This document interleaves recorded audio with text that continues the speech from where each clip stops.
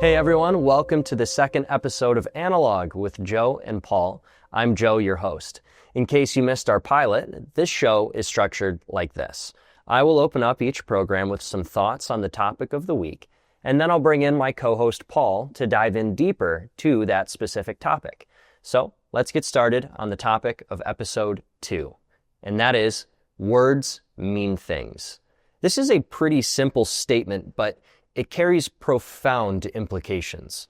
Every word we use is a vessel, a container of meaning, and the words we choose to employ reflect the intentions behind our statements. Language is not just a tool for communication, it is the framework through which we understand the world, how we shape our thoughts, and frankly, how we influence each other. But here's the thing, words can also be wielded as weapons, where when used connivingly, subtly shifting perceptions and subverting truths, and as we're seeing happen today, it can even brainwash an entire population. Today, Paul and I want you to take consideration of the power in words and the importance of precision in language. Also, we'd like to touch on how expanding your vocabulary is not just an intellectual exercise, but a moral imperative when conveying any given thought or idea. I'd like to start with my opening comment, and that's words mean things. Again, this seems pretty obvious, yeah? But in our modern world, where language is often manipulated for political, social, or other ideological purposes, this basic principle is frequently obscured. Consider the term undocumented migrants. On the surface, it sounds neutral, even compassionate. Now compare it to the term illegal aliens. The latter is direct, precise, unambiguous. It conveys a clear legal status, individuals who have entered a country without authorization. The former, however, is softer, more gentle, and up for interpretation. It shifts the focus away from the legality of the presence of the illegal alien and onto a perceived lack of documentation as if the issue were merely bureaucratic and due to possible multiple scenarios, whatever they might be. And this is absolutely not an accident. It is a deliberate attempt to reframe the conversation of our border by influencing, dare I say manipulating, public perception through the use of language that evokes sympathy rather than scrutiny, and that appeals to emotional mechanisms rather than the rational ones, the ones we ought to be utilizing. And this brings me to point number 2. The words we choose reflect our intentions. When someone uses the term undocumented migrants, keeping with the example, instead of illegal aliens, he is not just making a linguistic choice, he is making an ideological one. He is signaling his stance on the issue, his desire to shape how others think about it. And this isn't inherently wrong. Language has always been used to persuade and influence. But it becomes dangerous when we fail to recognize it for what it is, and in the context of its usage. When we allow ourselves to be swayed by emotionally charged or deliberately misleading terminology, we freely forfeit our ability to think critically. We give others the green light to tell us how to think, rarely getting the why, or why we should think this way, or how. And this is why expanding the vocabulary is so crucial, which is my third point. The more words you know, the better equipped you are to identify those attempts at manipulation. When you encounter a term like undocumented migrants, you can pause and ask yourself things like, what is being implied here? What's being omitted? What is the intention behind the diction and semantics? And by doing so, you take a large step toward reclaiming your agency. Your mind refuses to be a passive recipient of someone else's narrative any longer. You insist on seeing things as they are, not as others want you to see them. But expanding your vocabulary is not just about defense, it's also about precision, which is point number 4. The words you choose to use matter just as much as the words you choose to question. If you want to convey your thoughts clearly and effectively, you need a rich and varied arsenal to pick from. You need to be able to articulate exactly what you mean without ambiguity or confusion. And this is especially important when discussing complex or abstract ideas. Now consider, for example, the words like existence, essence, nature, means. These are not just philosophical terms, they are tools for understanding the philosophical world. Existence refers to the state of being, essence to the fundamental nature of something, nature to the inherent qualities of a thing, and means to the methods or the instruments by which something is achieved. And each of these words carry distinct meaning. Using them correctly allows you to engage in deeper, more precise discussion. And this brings me to my final point, point number 5. The fundamental aspects of communication must be applied to the fundamental aspects of thought. Said another way, the words we use ought mirror the way we think. As we strive to identify things as they are in our speech, so too must we work to identify things as they are in our minds. And this requires a commitment to truth and observation. And in order to meet that requirement, one must resist the temptation to take shortcuts, relying on cliches or buzzwords or frequent vulgarity. As eyes are windows to the soul, words are windows to the mind. And speaking of windows, we're actually about to open up a type of virtual one to bring Paul into the conversation. Paul, we got some pretty decent feedback on our episode last week on YouTube in the comments, and I saw that you were replying back. I'm glad that we're getting another episode out too. So, what's your take on everything I just covered? Let's dive right in. What do I think on these things? I mean, you covered so much territory, it would be a little bit difficult for me to just put my finger on one thing, but we can try. I mean, clarity of thought and word meanings is really, really critical. And in this day of age of relativism, particularly moral relativism, we've taken so much license with meanings of words that almost nothing we say in general has any deeper meaning than clicks and grunts, pretty much. So word meanings are really, really critical. And where would you like to go with this? Yeah. I mean, you kind of hit the nail on the head, and you opened up quite the can of worms with ambiguity in language and relativism. I mean, there's entire volumes of books written on these topics. So we can do our absolute best. Yeah, I try to make it real simple and useful rather than esoteric and it's not you'd mentioned a deep and rich vocabulary. I think that's a good thing to have. I think though that there's a difference and a distinction between a deep and rich vocabulary in the verbal exchange with our friends and with the people around us in our day-to-day workplace and whatnot. We don't need to use 50-cent words all the time in that context. I think that we need to be precise and accurate in the words that we use to actually represent the concepts in our mind, because words they carry a definite value, kind of like numbers, or kind of like a chemical element or a molecule carries a very specific physical, biological, chemical, electrical property. It very much has a very specific property. And when we cloud that and our elements or whatever we're using, like in a chemistry, if we're making something critical, if our raw materials are blurry or polluted, we don't make what we want to make. We're not making sense. Or mathematical, if we turn it into a mathematical analogy, if we let 2 migrate into 3 or 5 or 1 or whatever, we can't come to any precise conclusion with our conversation. And we really want to have a precise conversation so we can really make that chemistry and that biology in words between 2 people or 3 people or however many people. That's critical in the conversation side, but that doesn't take big, lofty words. Where you want to have your vocabulary very adequate and right at hand is when you're reading.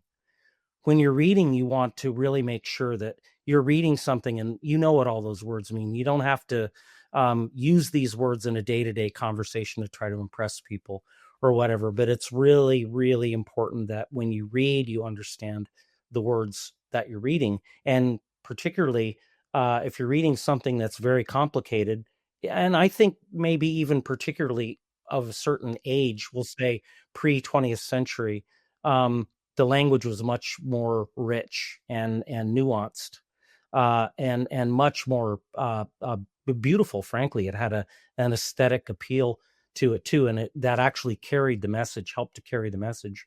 So if you're reading something, that really helps to have a good old dictionary at hand, particularly an etymological dictionary that actually describes the origins, the actual meanings of the word, so we can really hone in and understand and then communicate at man to man, person to person with that person, even though that person might have been dead for 200 or 300 years, or say in Augustine's case, 1600 years, or whatever. But if you've got that vocabulary, a good solid reading vocabulary, that's much more important than a very flowery or impressive vocabulary in day-to-day conversation. Yeah, absolutely. When having a rich vocabulary, it is very much in the context of being able to pull from your mind the specific word that has the correct meaning for what somebody is trying to relay, for the message that somebody is trying to relay. And part of that is focusing heavily on knowing what words mean and definitions. And I know that I mentioned a couple, nature, essence, for example, but you also mentioned a term that, at least in my experience, not a lot of people are aware of when it comes to its meaning, and that's etymological, or the etymology of a word. Real quick, can you dive into that briefly, and then also please take the baton and run with it when we're talking about some of these more philosophical terms and understanding what things are. Sure. And let's make sure that we're talking about etymology, not entomology. But entomology is the science of insects. You call etymology the science of words, and these are, a good etymological dictionary will show you where the pieces of the word actually come from Latin, or Greek, or from French or German, or whatever. And it shows you how the word is actually constructed.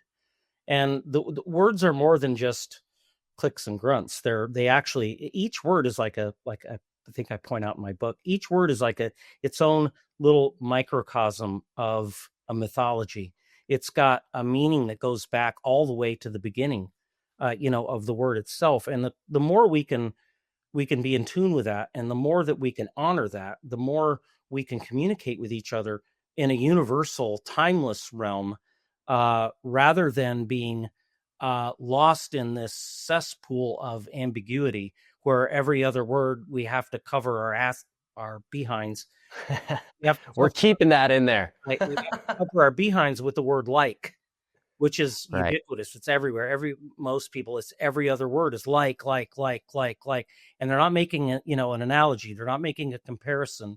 They're not making, they're not saying that they like or dislike something. They're using it just as a filler, because our language should have a certain cadence, and it should have a certain cadence that flows. And if it's reasonably well thought, and your mind is reasonably exercised in that cadence, the words follow each other pretty naturally. But if they're not, and your mind is your thought process is skewed, ambiguous, we have a tendency to, I just said, I usually don't do that. Right. But we say like, and really what you're doing is you're doing two things when you say like. You're showing that your thought process is not clear. Okay. And you're asking the other person's permission to excuse the lack of clarity in your own mind. And common day, if you listen to conversations, particularly if you sit down in a coffee house or something where you can sit and you can listen to Gen Zers, and not only Gen Zers, but older people too, talk, you'll hear them frequently. Every other word is like, and they're asking each other for that license to be ambiguous, rather than being precise in their commentary, rather than being really precise in what they're trying to deliver to the other person, so the other person can take it and work with it, and in turn come back with something that's of value too. They're just getting by, trying to get by with as little effort in the communication, and they don't come to any conclusion at all. And it's just a big feel-good session that everybody feels good about each other, and nobody's really making demands on each other. If you really want to irritate somebody, ask them to get more specific about what it is they're actually trying to say. And you'll be amazed at how many people will say, well, that's not how I use the word. That's not what I mean by when I say the word. And I will say, well, what do you mean by the word? What's the word mean to you? Okay, well, if that's the word and that's what it means to you, okay, I'll buy that, even though it's wrong. As long as can we keep it consistent? So that's what that word means. And now we've got this other concept now that doesn't have a word attached to it because you've hijacked it to mean something that it doesn't mean. So it's really important that we keep the meanings consistent with the words. As Aristotle pointed out, our man's thought process goes from thing to concept to word. So if our words are unclear, we have a disconnect already with the concept because there's this ambiguity and this constant shifting and no consistency in the relationship between the concept and the word. And then you've got a huge disjointed concept relationship between the concept and the thing. And I'm not talking about a rock or a tree. Those things are pretty obvious, but there are other things that are much more complicated and require a much more your metaphysical things, like those words that you just pointed out. What were they? Nature, substance, essence. These things require a depth of conceptual knowledge you're able to transfer those into the word. And that in and of itself is the act of a rational soul. Animals can't do that. An irrational mind can't do that. They will go from thing to sound. They don't have words, but they'll go from thing to sound. They don't have the conceptual mind. They can't universalize. They can't abstract and resynthesize to come up with new ideas. That's not how their minds work. They're incapable of that. Only the rational human soul, the rational mind, can do that. And we have to make sure that healthy relationship between thing, concept, and word remains healthy. And we can do that by reading worthy things and thinking. We should spend a good deal of our time actually thinking in contemplative meditation and thinking about ideas in our minds all the time. It's very hard to do that when we're watching TV or we're playing video games. It's impossible. So I don't want to go too far, but it's really critical that we keep that thing, concept, word. And I've thought about this for, well, it's kind of funny. It's very interesting that God created in exactly the reverse way. It was the word first, then the concept, and then the thing. Okay. And that's the angelic knowledge, the knowledge of the angels, according, I think it was Augustine literal interpretation of Genesis, where he shows that the angels knew the things that were created first in the concept as it was purely as its essence in the mind of God. And then they knew the thing as it was in its nature after it had been created. So we have this we think thing, concept, word, and it's incredibly important that we keep that relationship healthy. I can tell you this: the people that want to enslave us are overrulers, our overlords. They want that middle territory gone, and they're doing a very good job of erasing that middle territory. Well, or like an irrational animal and less like a human being. Oh, absolutely. Yeah, this is something that I wanted to mention. I'm thankful that you circled back to essentially the etymology perspective. Mm-hmm. A great example, actually, our mutual friend, Timothy Gordon. Tim has touched on this in one of his podcasts as well, one of his episodes. But simply the term mankind, of course, with the massive waves of feminism and fighting the patriarchy, all of that great stuff that comes from pure ignorance. It does. It's ignorant. Take the word mankind. That word man comes from the root word where, which in the concept, and we're going to have to go in post because I need to figure out where that where came from. But that implication was all people. That term, that root word where, which became man in English, meant all people. Yeah. So when people think, oh, mankind, they're thinking, oh, we're excluding women and now all the other that's genders. all that exclusivist confusion that they've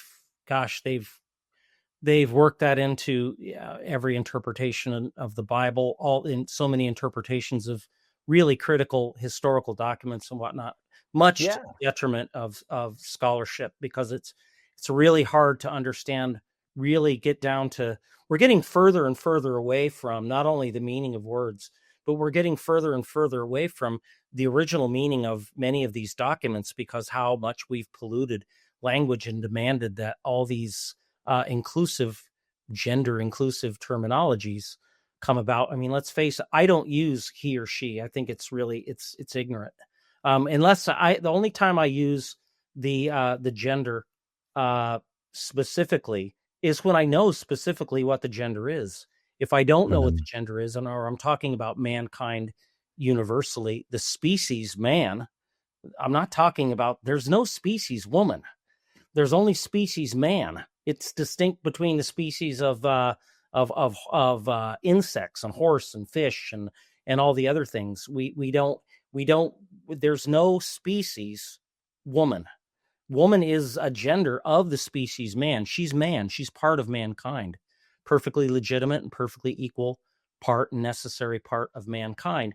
When we start adding in a gender, when we don't know what the gender is to begin with, and we say things like he or she, all we've really done is just stirred the ambiguity in it for the sake of people that get incensed because you didn't say she.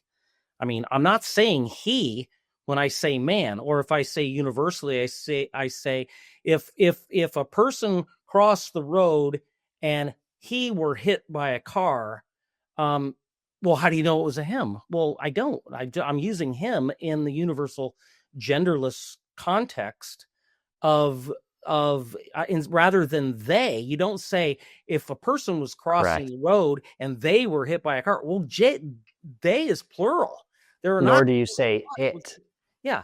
Well, you don't say it because we know it's a person. We don't call a person it. We call it he. Now, if we don't know what the gender is, we call it he. If we do know that it was a woman, then we say she. We do know that she was a woman. Caught you slipping, Paul. Yeah. If we knew that she was a woman, if we knew that the person that was hit by a car happened to be a female, then we would say she.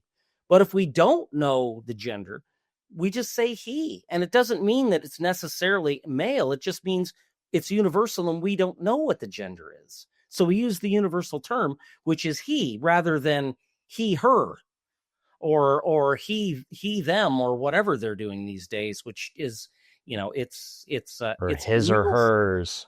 Yeah. It's just a symptom of a very unclear, politically motivated, and frankly, not very intelligent mind. Well, absolutely. The point simply being the importance of understanding the origin of words in their appropriate context, understanding the concept is a necessity. And what we see when that is lacking, that understanding is lacking, is essentially the liberal woke mind virus at play. Yeah. Because if they understood, and I'm able to say they, because multiple people, if they understood the origin, the etymology of the word, then we wouldn't have these issues of needing to fight the patriarchy and not using the word mankind, or we must say he or she. There's no patriarchy associated with mankind. Absolutely. Because we're talking about the species. We're not talking about the particular. When we get to the particular and we happen to know the gender, then we're free to use the gender, and it's appropriate to use the her. It was her because Sarah was crossing the road and she got hit by a car. We don't say Sarah was crossing the road and they got hit by a car. Well, how many damn Sarahs were there? And you see how the language doesn't work. It doesn't work. It's very specific and it works very well as long as we use it appropriately. As soon as we allow it to start becoming bent and manipulated, by these political ideologies, and we stop communicating other than just clicks and grunts. And eventually it works its way into important literary and historical scientific papers. And the next thing you know, it's not really even clear of what it's saying. And we can see that in translations of the Bible. So, Paul, this is going to be shifting gears just a little bit, but I want to make sure we get this into the discussion. Mm-hmm. So, a quick exercise, a quick intellectual exercise. I'm going to throw a word, a subject at you, and then if you'd be willing to go about it and explain. I know I'm putting you in the hot seat with this, but touch on, okay, well, this is what its nature would be. This is what its essence would be. Okay. Things like that. Is that something that you're okay with me doing? We can always edit it out, right, Charlie? Yeah, Charlie's nodding. We can always edit it out, or go for everybody that's watching. This could be the 6th take. You'll never know. Exactly. Yeah. Okay. So let's take a chair. Mm-hmm. Break it down for us. Well, a chair has an essence. It's chairness. What it is. That's what essence is. Essence is everything that is required for something to be what it is. You can't remove anything else lest you have something different. And you can't add anything to it. You don't need to add anything to it. Anything else that you would add to it would be an accident or a property, but it wouldn't be part of its essence. So, I mean, a chair has an essence, and the essence of a chair, I haven't, this is not something I've thought about, but I mean, the essence of a chair would be a piece of furniture that you would actually raise you above the floor, that would give your legs rest. And with or without back support, you don't necessarily need that for a chair or armrest or whatever. But it's really just to elevate the body off of the ground and give your legs some repose. And it's going to be something typically it's not necessarily a throw pillow or something like that, but it's usually something that's going to be relatively rigid, even if it rocks or has some moving points. It's going to be a furniture that's going to allow you to rest your body off of the floor. Okay. Yeah. So I'm going to grab a prop real quick. So sure. To get a good understanding of the essence of chairness, but I think this is a fruitful exercise. Sure. Yeah. So a chair is something that requires specific aspects about it in order for it to be a chair. But this is a stool. Which would be a species under the genus or the subspecies chair. Which is a wild concept. So I'm looking at this stool, and to me, I'm thinking, okay, what makes this not a chair? Well, you think the backrest, that is what would ideally separate it from being that'd be a start. Most chairs do have a backrest. Yep. So what would the backrest be called? Is that a property, a quality, a characteristic? Well, in the case of chairness, it would probably be a property. Okay. It would be a property. It would be something that would be proper to the chair. Like, for instance, we'll say crow. A crow is a black bird. I've eaten it more than once in my life. I'm sure too. I'm sure I have too. Yeah. I've acquired a taste for it. But a property in a case of a crow might be something like its color. It's black. I mean, it's something that's proper for a crow to be black. It's proper. It's not an accident. It's far more important than an accident. An accident might be that this particular crow was missing 3 of its tail feathers, or it happened to have a broken beak or something like that. That's an accident.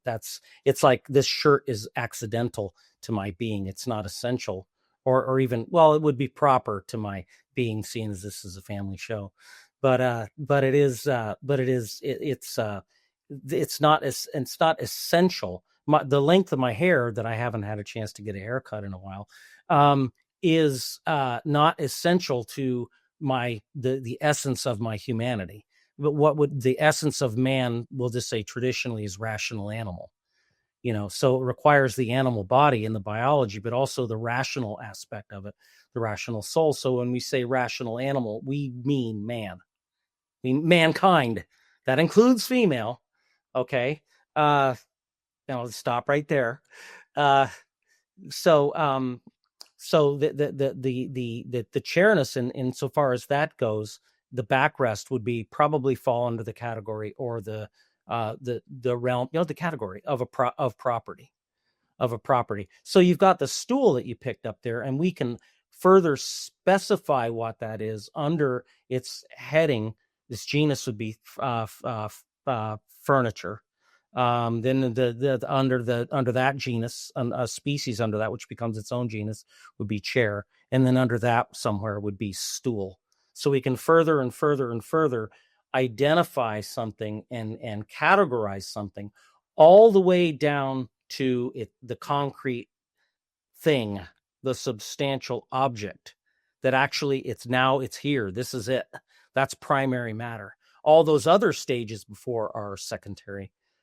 Would be secondary matter. They'd be what Aristotle called secondary matter. But so it's essential, the words that we use, okay, when we're talking about a specific thing in this concrete realm, in this realm of substantial reality, where the properties or the laws of logic come in really clear distinction, non-contradiction, excluded middle, and identity. Those the three basic properties. Substance is really what makes those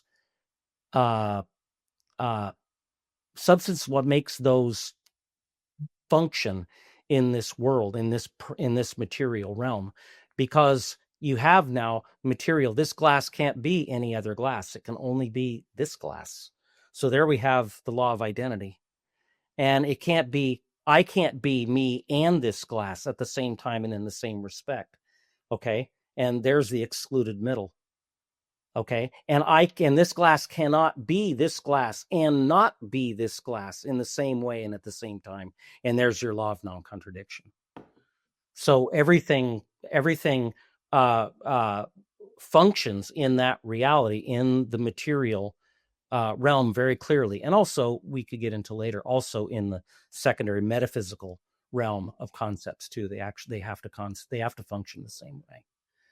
So getting back to word meanings, you brought up some words before. For instance, I think you said existence. Yeah. Existence. Okay. Yes, sir. Right. Existence can be on many different planes. It doesn't have to just be existence in this material, concrete, they call it concrete material realm. Okay, we have being. The science of being is metaphysics. And that's where the science of being and metaphysics really, really shines, in that middle territory of concepts that I described before. The thing, the concept, the word. Metaphysics, really, its playground, its real proving ground is in that middle realm of concepts. So when we can really develop that realm, we can really develop our vocabulary, and we can really develop our capacity to communicate with other people.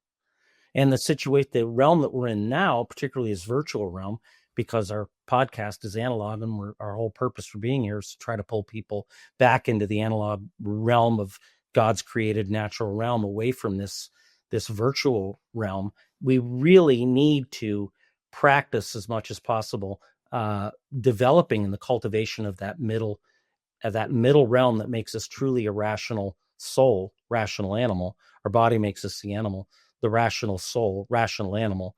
The rational soul is what makes us human, as opposed to just being an animal. And the realm that really, really shines, and we develop that realm, is in that middle realm between the thing and the word. And we have to really cultivate that. When we can do that, we can clarify our minds much better. We can communicate with other people much better. Well, Paul, when you're talking about this, and I know it's kind of ironic to almost equate it to a type of computer and a machine, but yep. I just keep thinking of the term processing power, this ability to utilize one's short-term memory as they're in the middle of a conversation to be able to place one word in front of the other. I know that in our conversation, I've been using the term or in order to fill the gaps, which I'm working on. I am working on. I need to be willing to embrace the silence as I process. Yeah. But this notion of being able to handle lofty concepts, it really does make sense to me. A light bulb went off in my head when you said it, talking about metaphysics, and through understanding metaphysical aspects of the world around us, we are able to then communicate more significantly and more precisely. But it's because we have such a deeper understanding and comprehension, and therefore a more accurate one of the topics, whatever they might be, that somebody is discussing. Is that fair? Are you smelling what I'm stepping in? Yeah, no, I do. Yeah. When you said, I hesitate to use this word, processing power and all this, because you're hesitant to make these comparisons with the human mind, with the machine, okay, with the computer, which I don't blame you. But we have to understand too that the computer was developed, it was actually invented. The computer, the universal computer that we know today, was invented in 1936. Alan Turing actually wrote it out in his famous paper on computable numbers with an application to the Skydance problem, where he actually invented the computer in 1936 on paper. And we use the term Turing complete today. It's the same litmus test for the quality of a program, the quality of a system to actually pass the Turing test, the Turing complete. So to Alan Turing's whole, if you read the paper, I have probably twice, at least maybe 3 times, it plays very heavily in Tolkien's mythology. If we have to understand that Turing set out to imitate the human mind. So he developed these pieces. He developed the interreaction between the tape, the scanner eye, which by the way is the eye of Sauron, the scanner eye, the ones and zeros that were on the tape in the squares, the ones and zeros is the ring. That's why it's always looking for the ring. The scanner eye is always looking for the ring, ones and zeros. Okay, so Tolkien took those elements right out of that paper and created Sauron with it, right down to the, all the pieces. So but he didn't have that in mind because the mythology hadn't been invented yet. But my point is that Turing's whole intent was to create a machine that would imitate the human brain, that would imitate the thought process. So there's little wonder that he was very successful at it. And there's little wonder then that you would reverse that and use terms like computing power and whatnot to describe the power of the brain, because he made them in some ways interchangeable in their application, in their actual utility applications. So and the closer that we've gotten, now we've gotten so close, it's crazy. ChatGPT and all these, deep Google and whatever, I don't keep track of it anymore, but they can imitate the human thought process so well that you can't tell the difference that it's on. And that was his whole intent and that was the essence of his imitation game that he described in, I think it was 1951 paper, Computing Machinery and Intelligence, where he had the imitation game. He laid out the imitation game of a computer actually being able to fool an interrogator. And that's in Tolkien's mythology too. The child computer is the first iteration of Sauron that was defeated by the Last Alliance. That was a child computer. It didn't have the eye, so it couldn't read. Okay, which is really kind of hilarious. Tolkien's sense of humor was brilliant. But then the second iteration that they finally defeated only by destroying the ring was the adult computer. It had everything, all the parts, except it didn't have actual physical contact with the ring, which is what it was trying to get. So it's little wonder that we make these associations of the functions of our mind with the functions and the parts of the computer, because that's just reverse engineering it, because that's how Turing actually invented it, was discovering and realizing and figuring out how the mind worked, and then his ability to actually apply it to a machine. And of course, the machine now is just incredibly powerful compared to they had back in the day.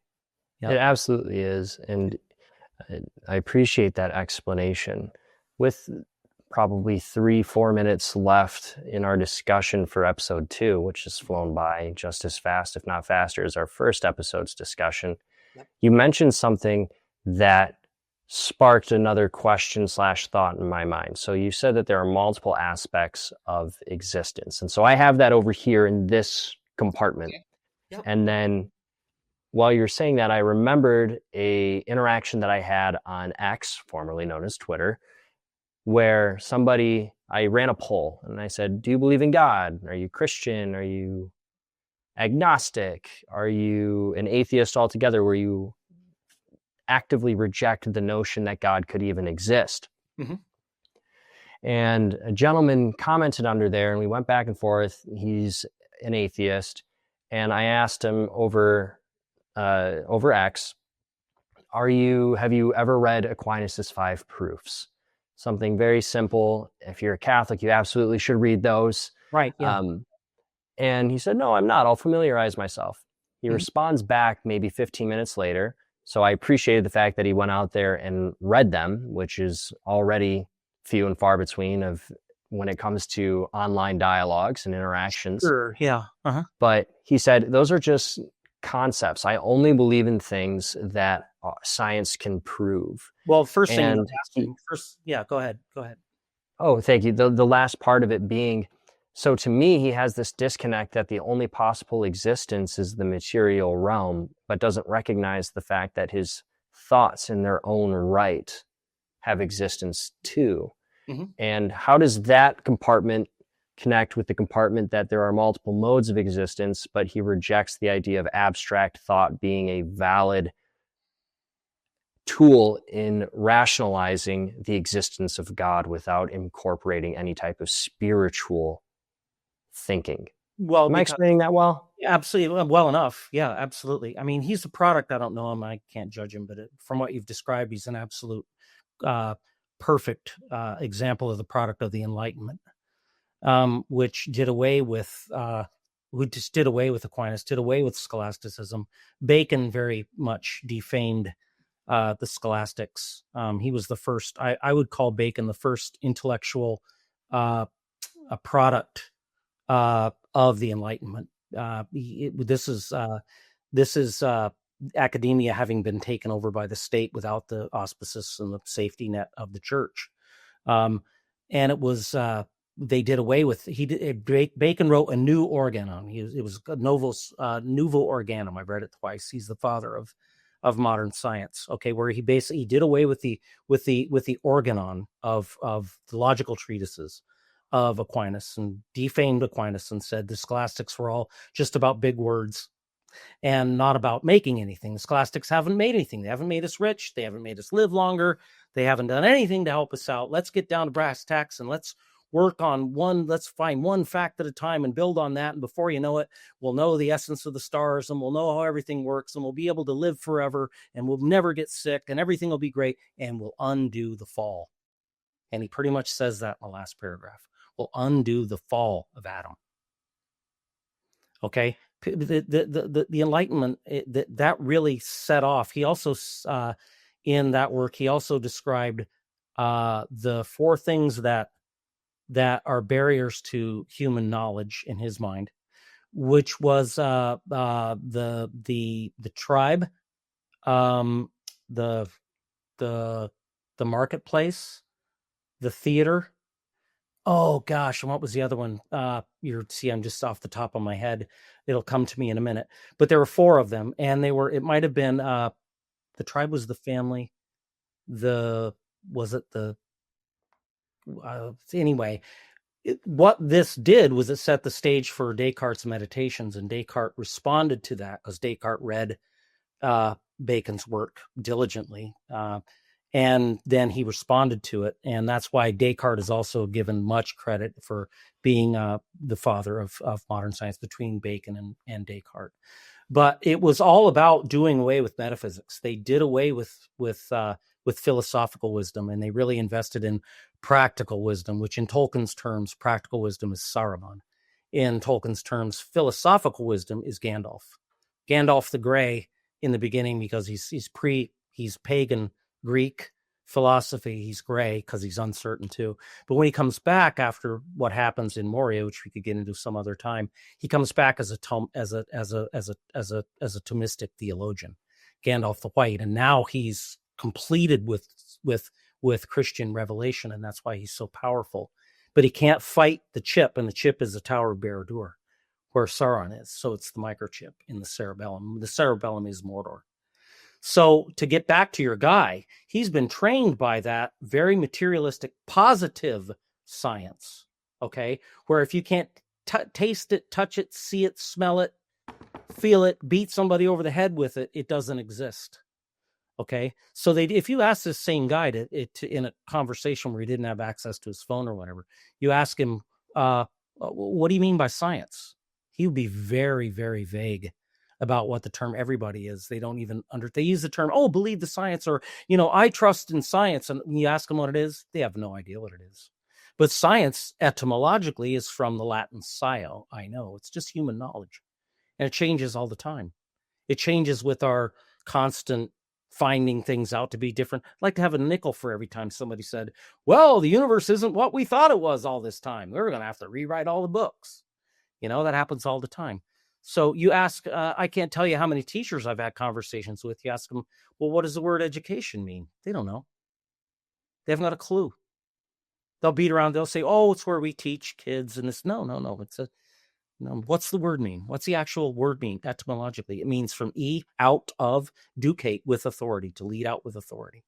And that's what it is. It used to be the church did that. To lead out of what? Ignorance. Now we've reversed it. And now we've got the state has taken over, and they're leading everybody back into ignorance with the authority of the state. So there's all these, I had a conversation with a lovely young college graduate girl. She was a really nice girl, and it was at a bar, a pub in town. And I'd been talking to her for years, and she had just graduated from the local university here, and she graduated with a degree in psychology. And I was talking with her. I said, well, what does psychology mean? What did they teach you that the word means? She had no idea. Really? The it's the science of the soul is what that's what the word means. She broke down in tears.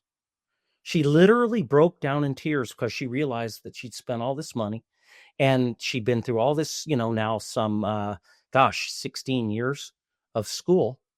And of course she didn't know what education meant either. And then she didn't even know what the word meant that she had just gotten a bachelor's degree in. And it just broke her down. Of course, I got in trouble for making her cry because nobody knew what was going on, and I got kicked out and I couldn't go back for 6 months, because Paul the bad guy, I just happened to be talking with her and she got all realized that, she just got screwed in her education, but I'm the bad guy, So words have meanings, and if you don't understand the words and you allow these words to have a power over your existence and you don't even know what they are, you don't even know what that power is, where it comes from, or what the word means, you are a slave. You are absolutely a slave. So this guy that you're talking with on X, he's from that positivistic science, science is the new religion. And if we can't see it, touch it, or sense it, it's not concrete, it doesn't exist. And the realms of, and this is one of the reasons we have so many injuries in the human mind, the realms of existence are God, which is the God is, his existence is his essence. He's it. He's the only one whose existence is his essence. Okay. He's not contingent on anything. Everything else after that is contingent. The realm, the angelic realm, that the substance that they are in, the substance that they shape is intellect. But they are contingent upon God being the singularity. Their essence, angels, their essence is not their existence. There's a distinction. They're a composite being. And then there's our realm, which also includes, which is not just the intellect, the realm of the angelic, our immaterial mind, but includes by necessity matter, material, perishable matter. So those are the three basic realms we can't touch. The God realm, but God is the being upon which everything else is contingent. And then the angelic realm, as Aquinas called it, the intellices, not the intellices. That's different. Those are the intelligences. Okay, those are the realm of the angels, And we have that angelic type intellect, but it includes necessarily the material realm in which we also dwell. So we know things. Angels know things by their essence, absolutely through and throughout by their essence. We can't know that.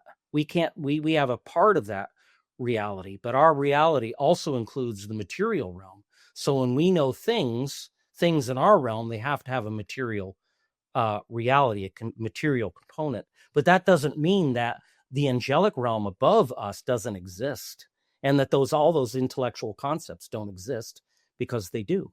And it doesn't mean that God doesn't exist, because of course he does, because there would be nothing without God.